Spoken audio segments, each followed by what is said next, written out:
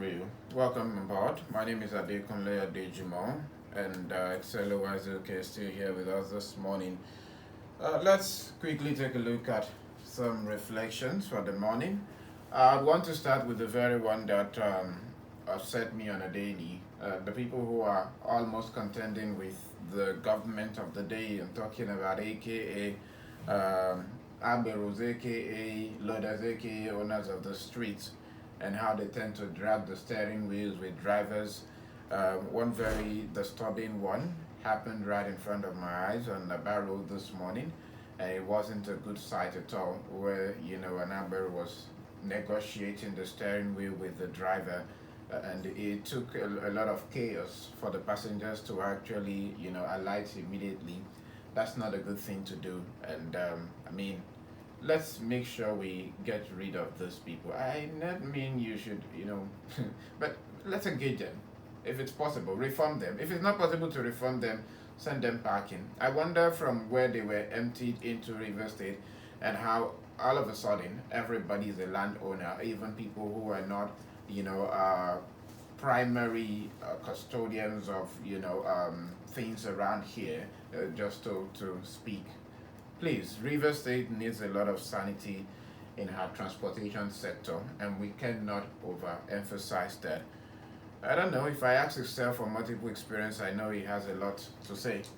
Well, much as it's not something that's strange, especially in these times. Just to answer one of your questions, you asked where they came from.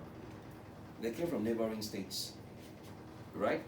They came from states where governance has a chokehold on wrong things happening, and so those things cannot continue. That's where they came from. If that's to answer your question.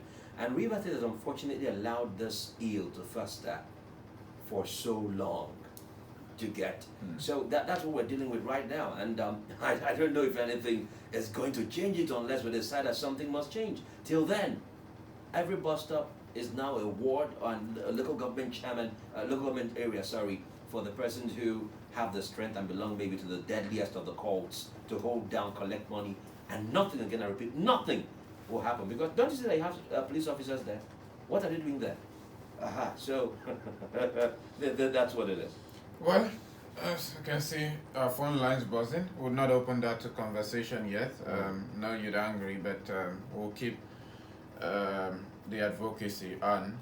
I don't know, but somehow I tend to miss the governor of Edo State, Governor Monday Okpabalo, and it looks as if he has sent across some communique to Delta State Governor Sheriff Oboroweri when Sheriff Oboroweri had to inform Nigerians that he has forgotten everything he intends to do in terms of his administration works and responsibilities to the people. But he says he only has one project.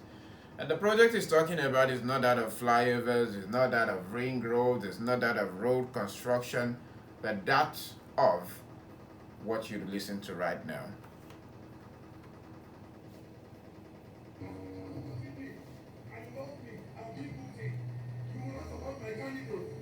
The project I have in my hand today is how to develop as a president.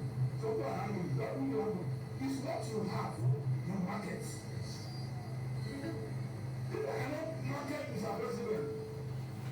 People have the governor in this state. Sometimes they wait for allocation. We don't wait for allocation. We don't wait. I'm talking about reforms.